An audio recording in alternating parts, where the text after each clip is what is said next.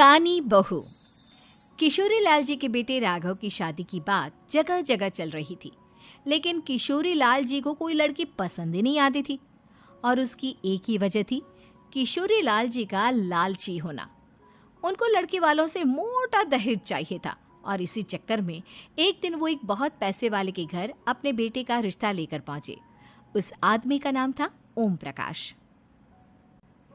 देखिए किशोरी लाल जी, मेरी एक ही बेटी है और मेरी सारी संपत्ति जायदाद सब कुछ मेरी बेटी नैना का ही है।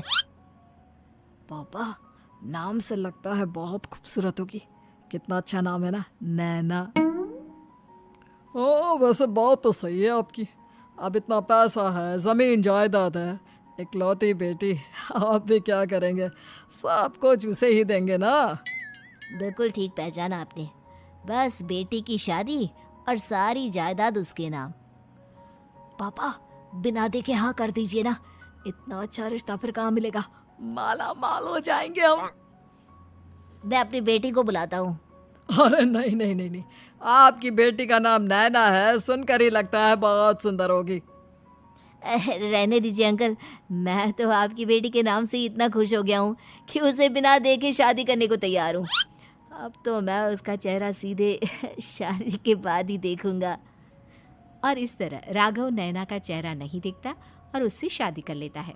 शादी के बाद अपनी सुहाग रात पर जब राघव नैना का घूंघट उठाकर देखता है तो नैना की आंखें बंद थी। कितने खूबसूरत हो तुम नैना, जरा अपनी आंखें खोलकर मेरी तरफ देखो तो सही। नहीं, मुझे शर्म आती है।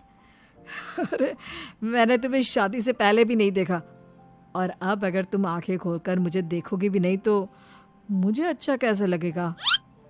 इससे पहले कि नैना अपनी आंखें खोलकर राघव की तरफ देखती, अचानक से लाइट चली गई और राघव नैना को पूरी तरह से देख भी नहीं पाया।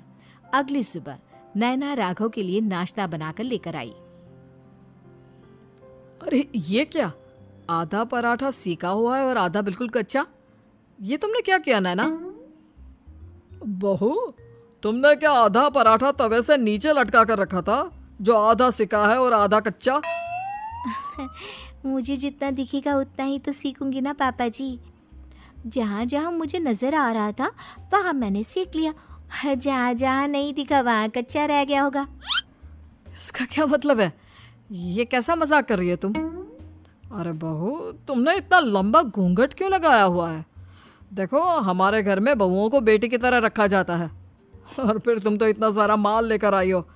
देखो, ये घूंघट डालकर रखने की कोई ज़रूरत नहीं है। हाँ नैना, पापा जी ठीक कह रहे हैं, तुम तो आराम से रहो, अपना ही घर समझो। नैना अचानक से अपना घूंघट उठा लेती है। अरे ये क्या पापा, नैना की तो एक आंख फूटी हुई है। नाम से नैना, लेकिन ये तो कानी बहू निकली। मेरे साथ धोखा हुआ है, धोखा। बिना दिखाए अपनी कानी लड़की मेरे संग ब्याह दी। मुझे कानी बीवी नहीं चाहिए। मुझे अभी ओम प्रकाश जी से बात करनी पड़ेगी। आखिर उन्होंने मेरे साथ ऐसा किया क्यों? अरे, आप लोगों ने ही तो पापा से कहा था कि आप लोग शादी से पहले मुझे देखना नहीं चाहते। अब मेरे पापा पर क्यों इल्जाम लगा रहे हैं? अरे लेकिन उन्हें बताना तो चाहिए था ना कि तुम कानी हो, एक आंख से तुम्हें दिखाई नहीं देता। किशोरी लाल और राघव नाराज होकर ओम प्रकाश को अपने घर बुलाते हैं। पापा जी, ये आपने क्या किया? शादी से पहले बताया क्यों नहीं कि नैना की आंखों में परेशानी है? अरे, आप ही ने तो लड़की देखने से मना कर दिया था। और लेकिन आप बता तो सकते थे। आपको तो हमारी बेटी की प्रॉपर्टी चाहिए थी, वो भी पूरी की पूरी। अब क्या हुआ अगर उसे आधा दिखाई देता है? प्रॉपर्टी तो आपको पूरी मिल गई ना। अरे ये क्या बात हुई? मेरी शादी प्रॉपर्टी से नहीं, आपकी बेटी से हुई है। अब ये तो पहले सोचना चाहिए था, तब तो मेरी प्रॉपर्टी देखकर तुम्हारी जुबान लप लपा रही थी। लेकिन मैं कानी लड़की को अपनी बीवी बनाकर नहीं रख सकता। पापा, कुछ करिए ना आप। हाँ, करता हूँ। देखिए ओम प्रकाश जी, आप हमारे साथ ऐसा नहीं कर सकते। और तुम देखो, अगर तुमने मेरी बेटी से शादी तोड़ी ना, तो जो भी प्रॉपर्टी मैंने तुम्हें दी है वो तो पूरी की पूरी वापस ले ही लूँगा, और आधी प्रॉपर्टी तुम्हारी भी लूँगा। अरे मेरी आधी प्रॉपर्टी भला क्यों लेंगे आप? इसलिए क्योंकि मेरी बेटी को आधा नज़र आता है और उसकी नज़र अभी तक तुम्हारी आधी जायदाद पर ही पड़ी है। अब तुम उसे घर से निकालोगे तो कुछ तो लेकर जाएगी ना। और अगर हम आपकी बेटी को अपने घर की बहू बनाकर रखे तो? तो तुम्हारी पूरी प्रॉपर्टी तुम्हारी ही रहेगी, और जो मैंने तुम्हें दिया है ना, उसमें से बस मैं आधा लेकर जाऊंगा।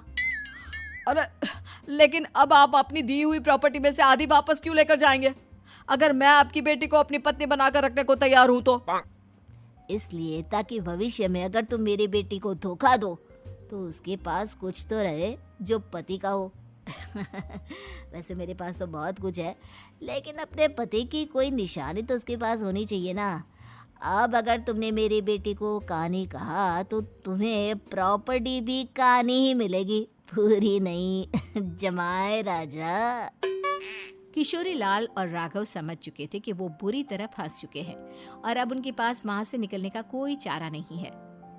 अब समझ में आया ना, लालच बुरी बला होती है। एक तो तुम्हें प्रॉपर्टी मिली, ऊपर से बीवी मिली, उसमें तुम्हें नखरे भी दिखाने हैं।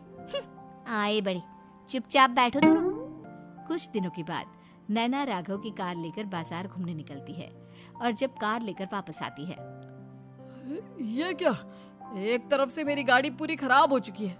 लगता है तुमने मेरी गाड़ी को किसी दूसरी गाड़ी के साथ एक्सीडेंट किया है। अरे अरे कितना बड़ा नुकसान कर दिया तुमने बहू। वो क्या है ना पापा जी, मुझे एक आंख से दिखाई नहीं दे रहा था, सामने से गाड़ी आ रही थी।